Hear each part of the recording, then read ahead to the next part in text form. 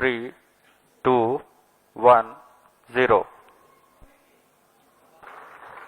S200 motors ignited. Plus 5 seconds. S200 boosters का सफलतापूर्ण प्रज्वलन और LVM-3M5 का उत्थापन द्वितीय प्रमोचन मंच से। We have a magnificent liftoff, the LVM-3M5 CMS-03 mission in the air. The simultaneous thrusting of the twin S200 motors is indeed a sight to behold. Plus 30 seconds. GSLV Mark 3 LVM-3 के नाम से जाना जाता है। यह हर बार एक कहानी लिखता है। पिछली बार हमने इसे चंद्रयान 3 पर देखा था और अब हम देख रहे हैं LVM-3M5 CMS-03 mission. A clear Sriharikota sky and the LVM-3 silhouette. Sharwan is in main Thrill auto. and satisfaction together at the countenance of the witnessing ISRO scientists. Sharp to is in main auto.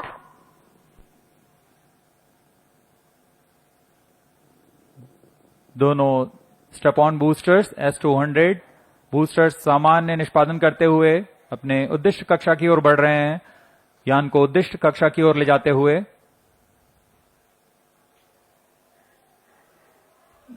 The Charles tracking station continued to track the trajectory. First stage performance normal. प्रथम चरण का कुल कार्यकाल 126 second का होगा। तत्पश्चात S200 booster शांत हो जाएंगे और उन्हें यान से पृथक कर दिया जाएगा।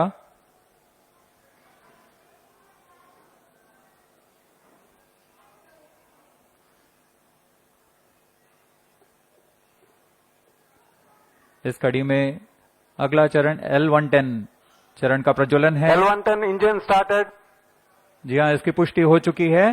द्वितीय चरण L110 चरण का प्रज्वलन शुरू हो चुका है। We have a confirmation from the Range Operations Director that the second stage L110 has commenced its operation. L110 engine performance normal.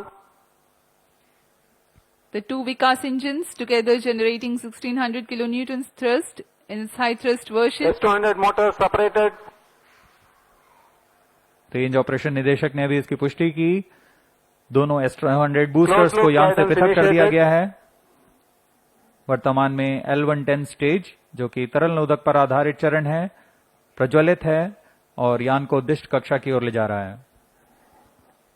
We have had the separation of the S200 motors and L110 is currently thrusting.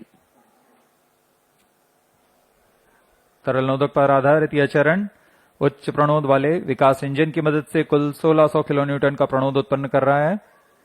Engine की अधिकतम प्रभावी क्षमता प्राप्त करने के लिए इसमें ईंधन और ऑक्सीडाइजर का खास अनुपात में मिलाकर प्रज्वलित किया जाता है। इस चरण का प्रज्वलन काल कुछ 200 सेकंड का होगा। First stage performance normal.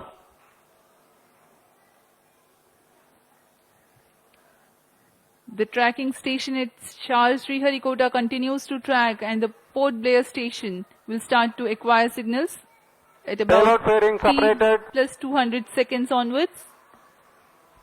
Now we have a separation of payload fairing.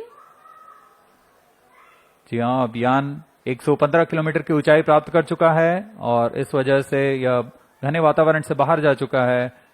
अब ऊष्मा कवच की आवश्यकता नहीं रह जाती, इसलिए इसे यान से पृथक कर दिया जाता है।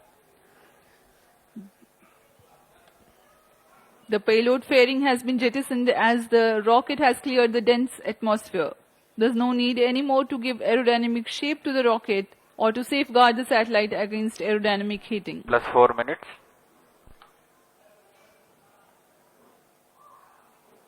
First stage performance normal.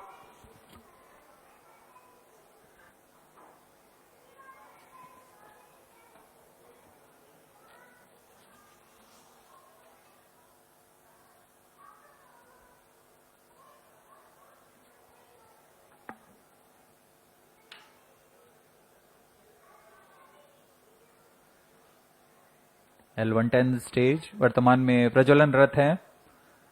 सामान्य निष्पादन करता हुआ द्वितीय चरण LVM-3 रॉकेट का कुछ ही क्षणों में हम देखेंगे। यह L110 स्टेज अपना कार्यकाल समाप्त कर शांत हो जाएगा और कुछ ही उसके पश्चात क्रायो स्टेज का प्रज्वलन शुरू होगा। Cryo stage ignition authorized. While the L110 stage is still operating, the cryo stage ignition 5 has been minutes. authorized. For the present mission, L110 stage is scheduled to burn L110 for engine shut off. 197.8 seconds. First stage separated. And Cryo here we stage have a ignition confirmation of the staging event. Cryo stage ignition confirmed. Now the third stage of LVM-3, the cryogenic stage, has commenced its operation. जी हाँ, यहाँ दर्शकों में उल्लास देखा जा सकता है। दर्शक ही नहीं, यहाँ के वैज्ञानिक जो कि सबसे जटिल कहे जाने वाले क्रायोजेनिक इंजन का प्रज्वलन देखकर बहुत ही उत्साहित हैं। यह सफलतापूर्वक प्रज्वलित कर दिया गया है। A jubilant scene here in the Mission Control Center at Sriharikota and also among the visitors gallery. The cryo stage has commenced its operation and it's continuing to operate with Cryo stage performance 28.6 normal. tons of cumulative propellant Plus loading 6 of minutes. liquid hydrogen and liquid oxygen. The engine develops 200 kilonewton thrust.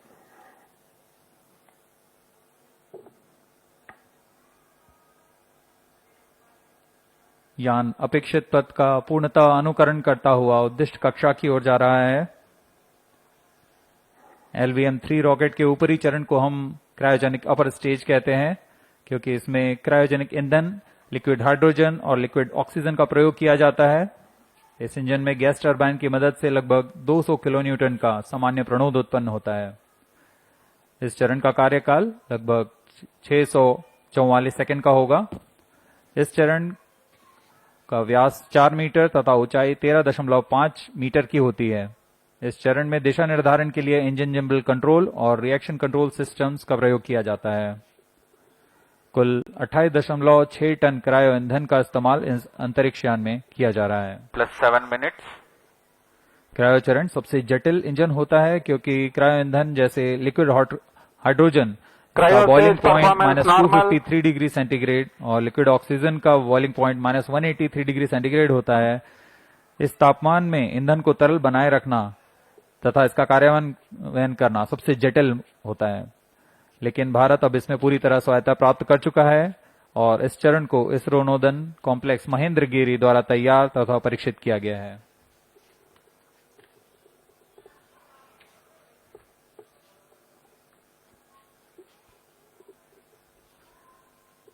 यह प्रमोचन पूर्वी दक्षिणी दिशा का है।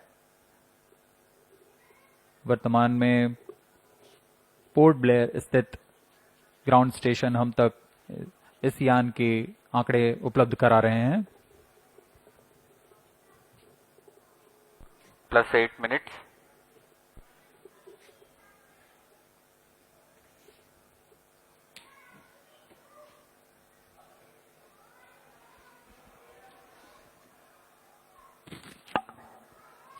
The satellite for this mission is CMS-03, which is a communication satellite operating on multiple bands. It is meant to provide services over a wide oceanic region, including the Indian landmass. To enable constant visibility of a satellite towards a particular region on Earth, the period of revolution of satellite in orbit should be same as the period of rotation of Earth on its own axis. This practically can be achieved if the satellite is placed at a slot at Cryo stage 36,000 performance kilometers normal. above the equator. Launching a satellite into a geostationary orbit involves a meticulously planned series of steps. The LVM-3 Plus M5 9 rocket minutes. is expected to place CMS-03 satellite at an altitude of 180 kilometers with an inertial velocity of 10.15 kilometers per second. This orbit will have a perigee at 170 kilometers, which is the shortest distance of the satellite from Earth, and an apogee of 29,970 kilometers. That is the farthest it will be in the initial orbit, which is a temporarily stable orbit.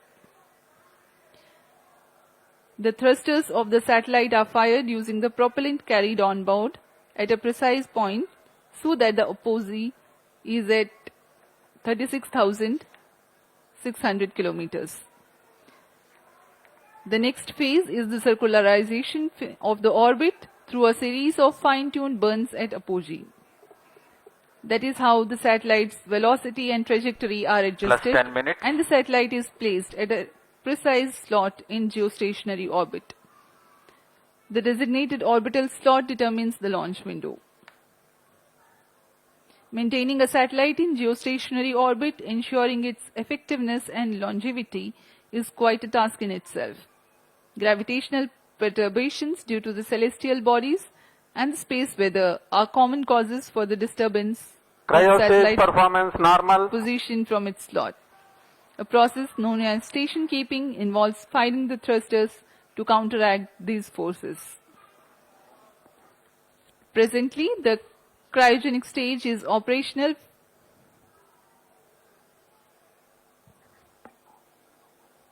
and the performance is normal.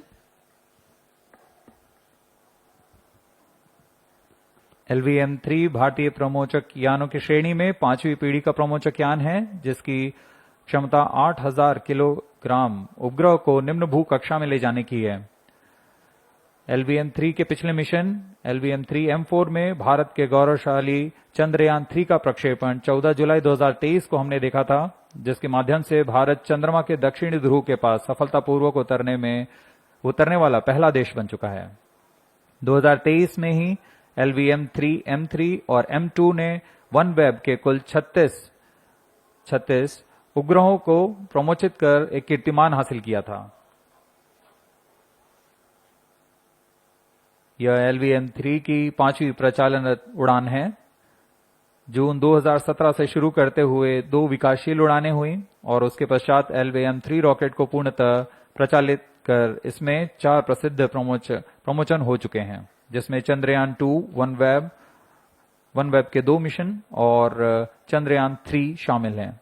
इस कड़ी को आगे बढ़ाते हुए आज हम देख रहे हैं CMS-03 का प्रमोचन, और दर्शकों को याद दिला दें, यही वह प्रमोचक यान होगा जिसमें कुछ आवश्यक बदलाव के साथ गगनयान के रूप में प्रयोग किया जाएगा।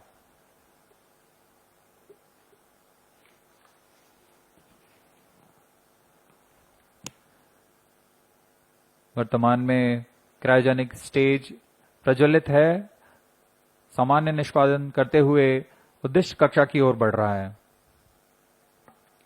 We are 12.5 minutes past the launch, and the altitude attained is 179.2 kilometers. The cryo stage operational.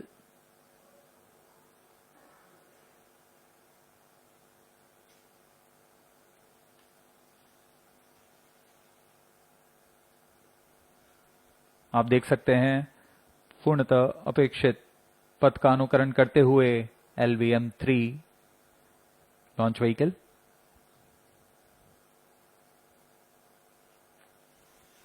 वर्तमान में सापेक्ष गति 7.27 किलोमीटर प्रति सेकंड तथा ऊंचाई 174 किलोमीटर। लगभग 4410 किलोग्राम वाला CMS-03 उपग्रह भारतीय धरा से भू समकालिक अंतरिक्ष कक्षा में प्रमोचित किया गया है। अब तक का यह सबसे भारी उपग्रह है। यह अपने आप में एक कीर्तिमान स्थापित करने वाला है।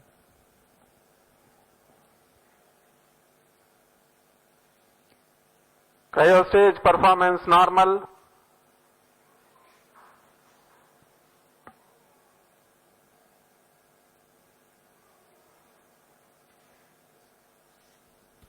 Plus 14 minutes. For the present mission, the cryogenic stage is expected to